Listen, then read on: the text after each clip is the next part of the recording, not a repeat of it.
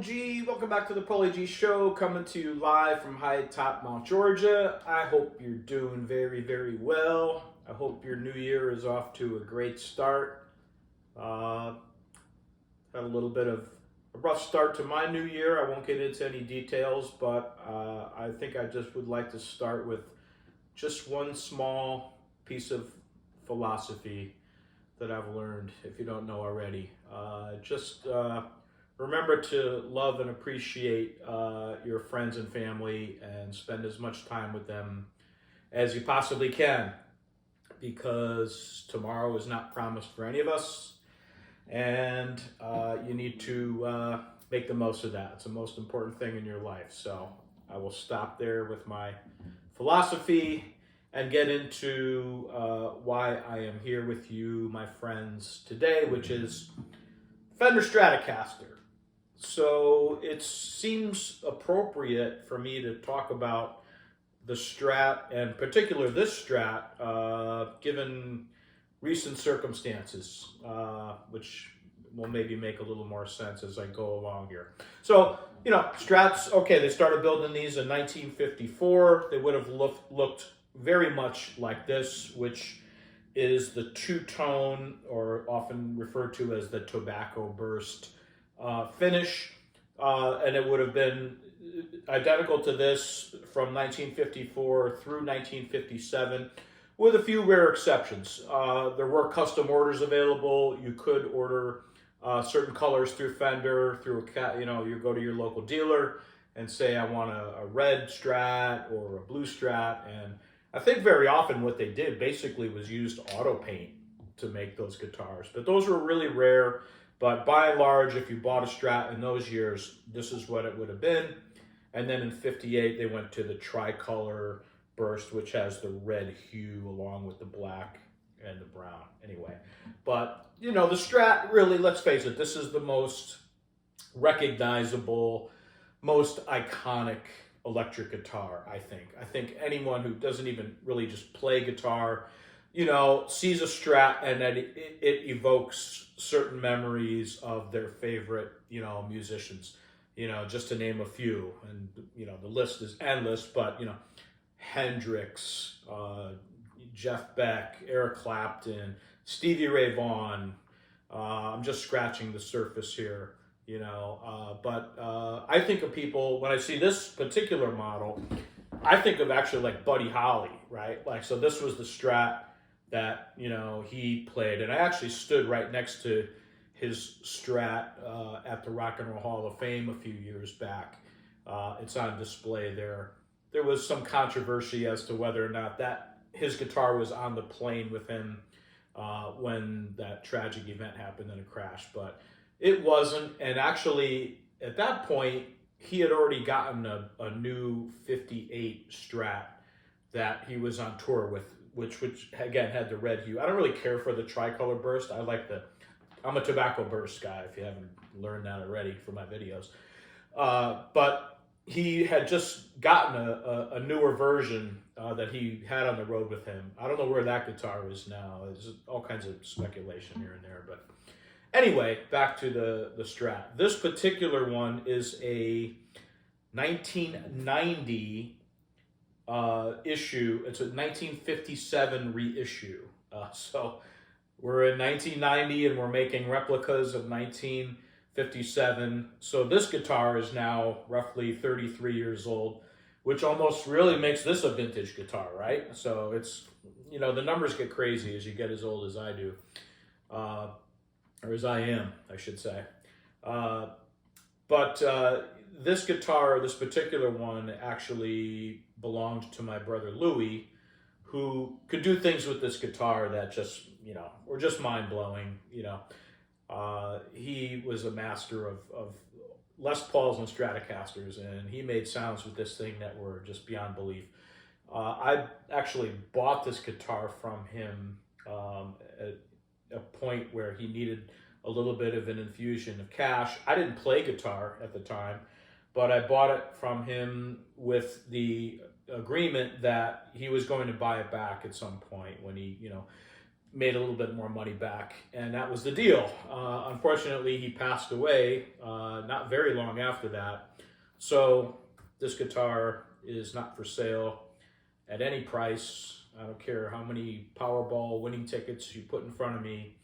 This guitar, if I were homeless, this would be used to keep the rain off my head. I will never sell it, and it will definitely stay in my family. But I never played it. It sat, either under my bed, or sometimes I would just kind of pull it out and put it on display in the house for a little while. But I was a drummer. I didn't play guitar.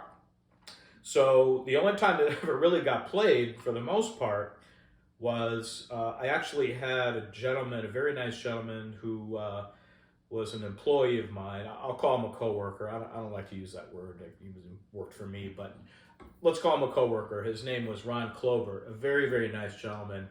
And we used to talk. He was a guitar player. We used to talk about guitars at work. And I told him I had this, and he asked if he could see it. I brought it in, and he just, was mesmerized by it. He didn't really have any good quality guitars and hadn't really played a good quality guitar.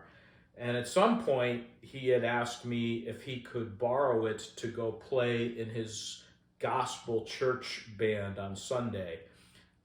So periodically, I would loan him this guitar. He's the only person that I've ever trusted outside of the walls of my house with this guitar. But frequently, I would let Ron borrow the guitar and take it and play in his gospel band at church. So I kind of like the idea that this guitar, had a little church at some point. Ron, unfortunately, got sick and passed away a number of years ago, but he was an awful nice gentleman, and I'm really glad that he took this to his church and played it. I would have loved to have seen it, been there. It didn't happen. There's no video, but that story will definitely remain with me. So, but I play this guitar actually pretty rarely. I play a lot more, acoustic guitar. I don't really play a lot of electric, and when I do, I find this one, like Telecasters, really, really accentuates my mistakes. Like the stuff that I just played on the intro is full of clams, I'm sure. And these things are really, for me, unforgiving, this one in particular. So I actually kind of shy away from it. I love playing it because of its history and what it means to me. But it's really, for me, a kind of a difficult guitar to play, and sound good, But that means I should do it more, right? That make me a better player. That's what forces you to be a better player, when you play something that points out your mistakes. I think that's a good thing, not a bad thing. So I'm going to make it a point to play this guitar more. So, but the only other thing I wanted to share was, Jeff Beck has just passed away, and there's, endless tributes on YouTube and social media, and, far more appropriate, tributes to him than I could ever do. But I'm going to tell you about the influence that he had on my life, which I'll venture a guess is quite a bit different from anything anyone else has said, and I'll explain. So when I was a young kid, my brother Louie turned me on to Jeff Beck, and mainly it was the Blow by Blow album. The other albums too, Truth and Jeff Beck Group and all those, I loved them all, but I was mesmerized by his guitar playing and just the music itself. I just went, completely fell in love with it. It was, really inspiring. But, I didn't really play guitar, and even if I did, to say that I was going to try to play and sound like Jeff Beck was kind of like saying, I'm going to throw a penny in the sky and hit the moon. It's just not going to happen. My brother Louie could do it. He could listen to a record and replicate the sounds, almost immediately. This was long before the days of YouTube videos and, lessons. You just put the needle on the record and tried to figure out what was going on there, and he could do that, But for me, what it did was the music itself was so incredible that as a drummer, as a kid, learning to play drums, those were the drum tracks and the songs and the style of playing that I really aspired to be.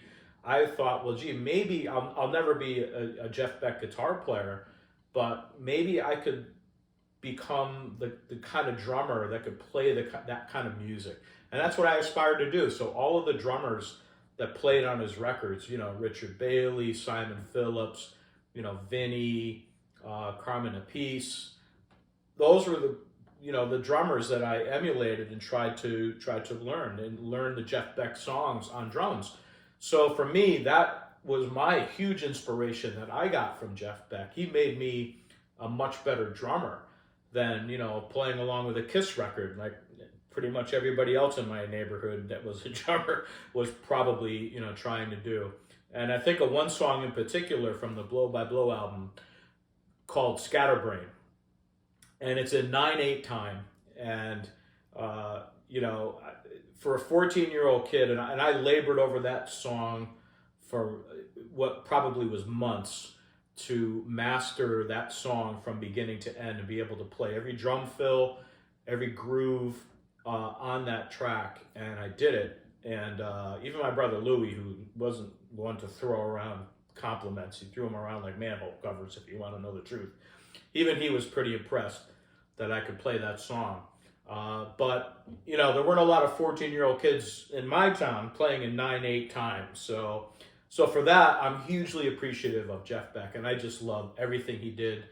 I got to see him play live a couple of times, and both shows were unbelievable. I will say that the last time I saw him, though, the volume was pretty ear-splitting, but it was because I had a really good seat, and I was right in front of the stage, and there was a lot of amplifiers on that stage, and it was loud, but he was incredible. He never played a wrong note that I ever heard. I mean, everything he did was just so far beyond anything else I'd ever heard. So, but he made me a better drummer. So I bet you're not going to hear that anywhere on your Jeff Beck tributes. So anyway, this is my one and only Strat, and it's really the only one I've ever really wanted.